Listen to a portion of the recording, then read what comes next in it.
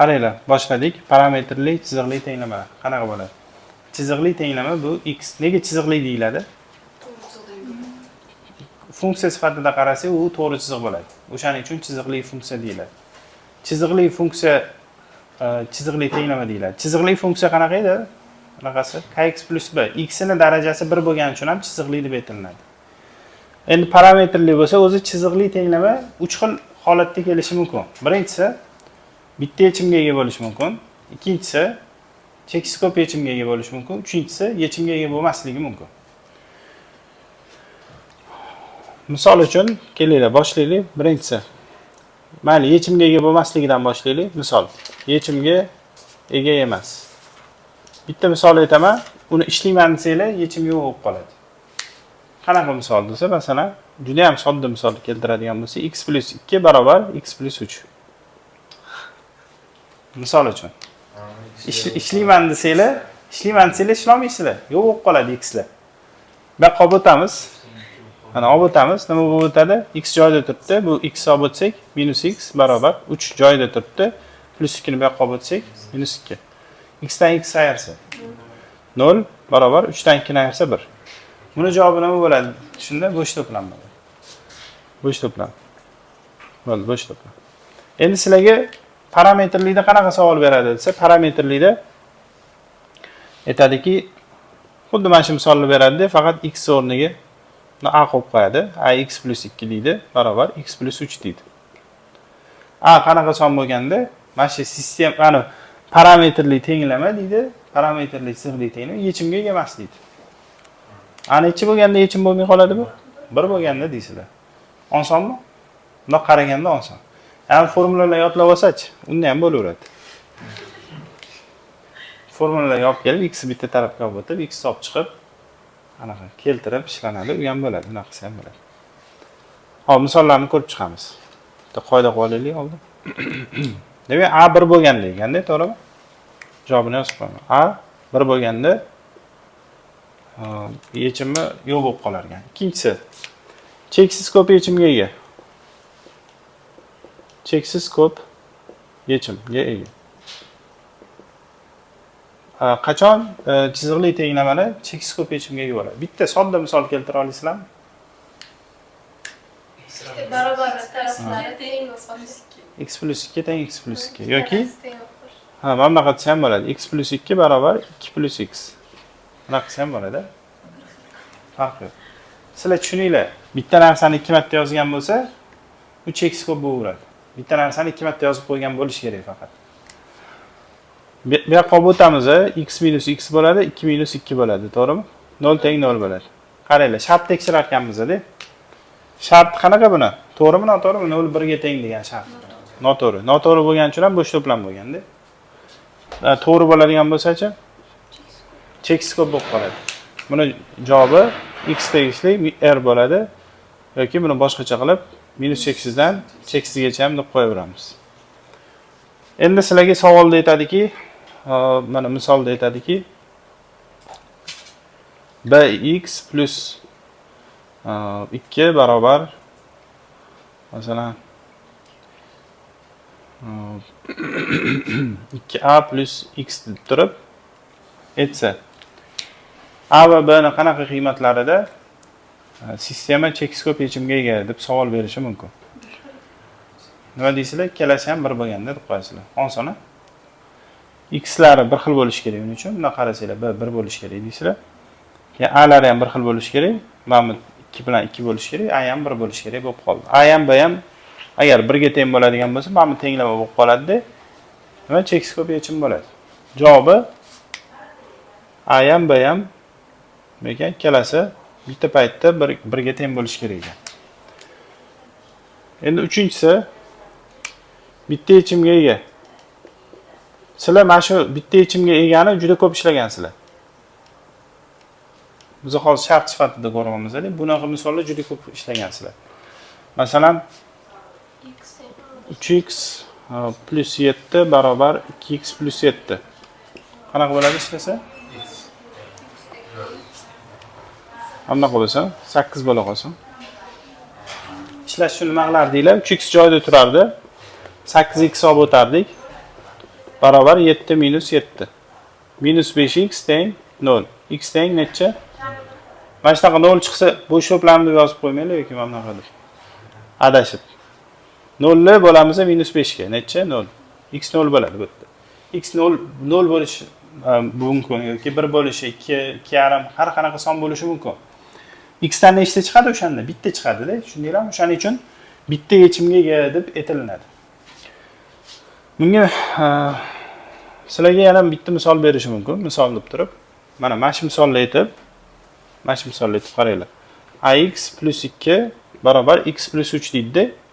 Xuddi shu misolni o'zi. Savolda lekin bitta yechim bo'lsin deydi. Bitta yechimga ega bo'lish uchun a qanaqa bo'ladi deydi. Bitta yechimga ega bo'lish uchun a qanaqa bo'ladi deb savol beradi. Sizlar nima deysizlar shunda? 1 bo'lmasa bo'ldi deysizlar-da. 1 bo'lib qolsa nima bo'ladi desa, 1 bo'lib qolsa bo'sh to'plam bo'lib qoladi. To'g'rimi? 1 bo'lmasa bo'ldi-da. Bo'sh to'plam bo'lmadimi, demak bitta yechim bo'laveradi. Endi buni qoida qilib ham o'rganiladi. Qoida qilib qanaqa? Shu qoidasini ham hozir yozib qo'yamiz. Agar deydi tenglamani ko'rinishini oxirida ishlaganinglardan keyin oxirida mana bunaqa ko'rinishga kelib qoladi. Liboy tenglamanglar. To'g'rimi? Ishlaganinglarda shunaqa ko'rinishga keladi. Mana shu ko'rinishga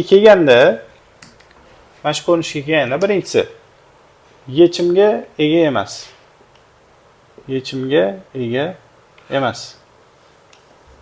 Yechimga ega emas. Bo'lishligi uchun oxiri nima bo'lib qoldi? 0 barobar qanaqadir son bo'lib qolish kerak-da. X lari yo'qolib ketish kerak. Ayrilib, to'g'rimi? 0 bo'lib qolish kerak. X 0 bo'lib, ya'ni x yo'qolib ketishligi uchun bu yerda x yo'q bo'lib qolishi a nima bo'lish kerak? 0 bo'lish kerak deysizlar. Tushundinglarmi? O'shanda ana x nima bo'lsa ham yo'q bo'lib qoladi-da, 0 ga ko'payganda. Tushuntira olamanmi? A 0 bo'lish kerak ekan. A 0 bo'lish kerak ekan. B ham 0 bo'lib qolsa, 0 teng 0 bo'lib qoladi-da. Cheks ko'p bo'lib qoladi. A bizga nima bo'lish kerak? B 0 dan farqli har qanaqa son bo'lsa bo'laveradi. 0 bo'lmasa bo'ldi. Tushundinglarmi? B 0 emas degani 1 bo'lsin, 2 bo'lsin, 3 bo'lsin, har qanaqa son bo'laversin, faqat 0 bo'lmasin degani. Tushundinglar? Agar 0 bo'lib qolsa, ketdaning o'tib ketib qoladi ikkinchi shartga. Ikkinchi shart cheksiz ko'p yechim. Cheksiz ko'p yechim bo'ladigan bo'lsa, yechimga ega desa, nima deysizlar? Cheksiz ko'p bo'lish uchun ikkala tarafi ham 0 bo'lib qolishi kerak, to'g'rimi?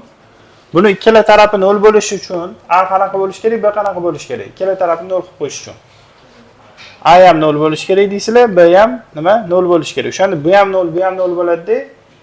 Qanaqa bo'lib qoladi? Cheksiz ko'p yechim bo'lib qolar ekan. Tushundinglarmi? Keyingisi bitta yechim. Bitta yechim. Qachon bitta yechim bo'ladi desa, qachonki, aytinglar o'zinglar. Qachonki x yo'q bo'lib qolmaganda. To'g'rimi? Boshqacha qilib. X bor bo'ldimi? Bo'ldi, bitta yechim bor. X bor bo'lishligi uchun a qanaqa bo'lmasligi kerak? 0 bo'lmasligi kerak. B-chi? B ga farqi yo'q. 0 bo'lsa ham bo'laversin, bo'lmasa ham mayli. A faqat 0 bo'lmasa bo'ldi. A 0 bo'lmasa x bor degani b 0 bo'lsa x teng 0 chiqadi. Agar b qanaqadir son chiqsa, x teng qanaqadir son chiqaveradi. Bitta chiqaveradi. Endi shu ana misollarni mana shu formula ishlatib turib ishlab ko'ramiz. Qanaqa bo'ladi? Uning uchun x larni bitta tarafga yig'ib olish kerak bo'ladi. 3 dan 2 ni ayiramiz, 1 bo'lib qolar ekan. X olib chiqamiz. A minus 1 bo'ldi, barobar 1. Endi yechimga ega emas desa, yechimga ega emas bo'lishligi uchun mana bunisi 0 bo'lib qolish kerak. X oldidagi son 0 bo'lib qolish kerak. Uning uchun a ga necha qo'yishim kerak bo'ladi? Mana. Mana bu shartga qo'yamiz. Bu a bo'lib kelyapti. Ana formuladagi a bor. A mana bu b bo'lib kelyapti. Mana formula bor. Formula bo'yicha aytsak. Bunisi a bo'lib kelyapti, x oldi, bu b bo'lib kelyapti. Yechimga ega emas bo'lish uchun bu 0 bo'lish kerak, bu 0 dan farqli bo'lish kerak. Ikkalasiga mos kelyaptimi? A necha ekan? 1 ekan. A 1 bo'lganda 0 bo'lib ketar ekanda. Mana b ana 0 ga teng emaslik. Rostdan ham 0 ga teng emas-da bu. Bo'ldi, shunda javob 1. Buni sizlar og'zaki topuv deylar boya. Qiyinroq topish yo'llari shunaqa. Endi bu qachon bunaqa ishlatamiz desa, o'zi ko'rinishi sodda emas, qiyinroq ko'rinishda kelganda bu yaxshi yordam beradi formulada. Keyingisi ikkalasi ham 1 bo'lsin. Buni ishlash uchun x larni bitta tarafga olib o'tasizlar. bx minus x barobar 2a minus 2 bo'ladi. X olib chiqamiz. b minus 1 bo'ladi. 2a minus 2 bo'ladi. Endi uni qayerga qaraymiz? Cheksiz ko'p bo'lish uchun 0 teng 0 bo'lish kerak edi. Uning uchun mana bu ham 0 bo'lish kerak, bu ham 0 bo'lib qolishi kerak edi. Mana formula bo'yicha aytsak, a si ham 0, b si ham 0 bo'lsin deganmiz, to'g'rimi? Cheksiz ko'pda. Yozar ekanman, b minus 1 0 bo'lsin. 2a minus 2 chi, bu ham 0 bo'lsin. Bitta paytda bo'lsin. Shunda b necha chiqadi? 1 chiqadi. 2a teng 2 bo'lib qolar ekan. A necha bo'ladi? A ham 1 bo'ladi. A ham 1 ekan, b ham 1 ekan. Biz buni og'zaki boya topdik. A ham 1, b ham. Keyingisiga qaraymiz. X larni yana bitta tarafga olib o'tamiz. Bu yerda 1 bo'lib qoldi. X olib chiqsak a minus 1 teng 1. Bitta yechim bo'lish uchun x oldidagisi nima bo'lish kerak edi? 0 bo'lmasligi kerak edi. Shunda a teng bo'lmasin 1 ga degan javob bo'ladi. Mazmun mohiyati shunaqa. Endi yana boshqacharoq misollari bor, uni misollar bilan ko'ramiz. Hozircha yozib olasizlar shuni. Birinchi misolni ko'ramiz.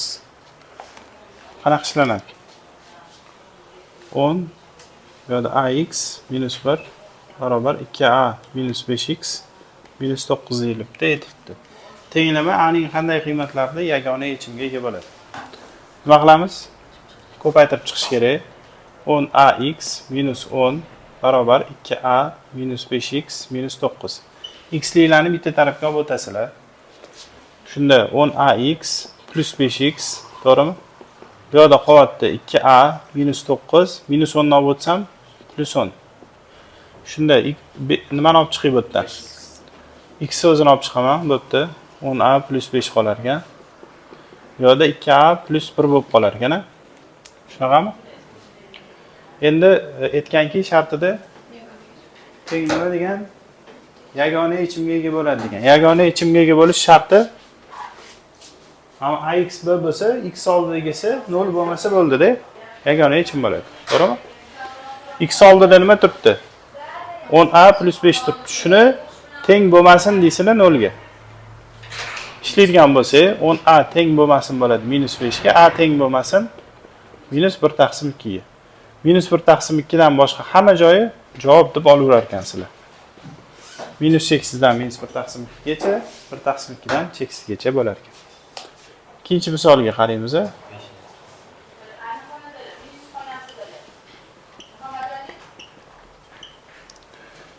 Tenglamaning ildizi musbat bo'ladi. K'ni qanday qiymatida tenglamaning ildizi musbat bo'ladi debdi.